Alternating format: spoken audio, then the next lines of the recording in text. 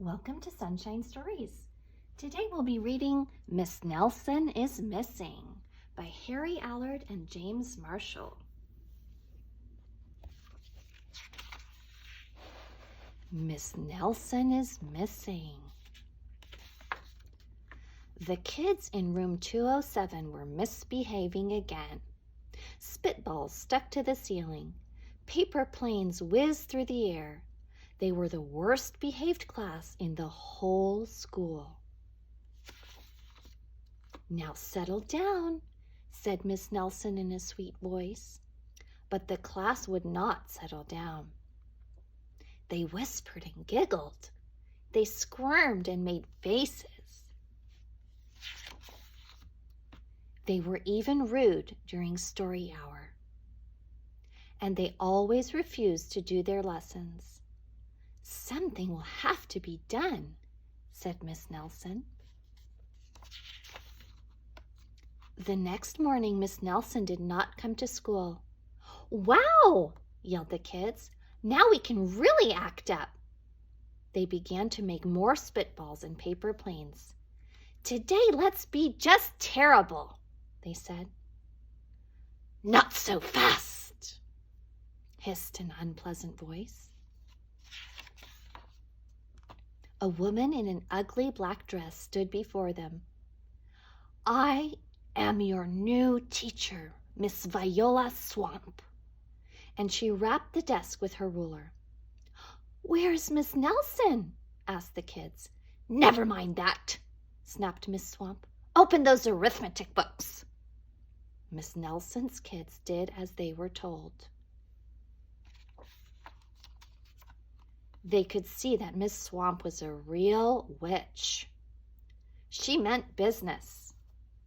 Right away, she put them to work, and she loaded them down with homework.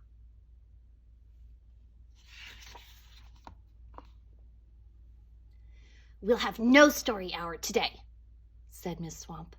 "Keep your mouth shut," said Miss Swamp. "Sit perfectly still," said Miss Swamp. "And if you misbehave, you'll be sorry," said Miss Swamp. The kids in room 207 had never worked so hard. Days went by and there was no sign of Miss Nelson. The kids missed Miss Nelson. "Maybe we should try to find her," they said. Some of them went to the police. Detective McSmog was assigned to the case. He listened to their story. He scratched his chin. He said. I think Miss Nelson is missing." Detective McSmog would not be much help. Other kids went to Miss Nelson's house.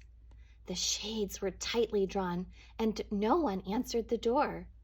In fact, the only person they did see was the wicked Miss Viola Swamp coming up the street. "If she sees us, she'll give us more homework." They got away just in time. "Maybe something terrible happened to Miss Nelson. Maybe she was gobbled up by a shark," said one of the kids. But that didn't seem likely.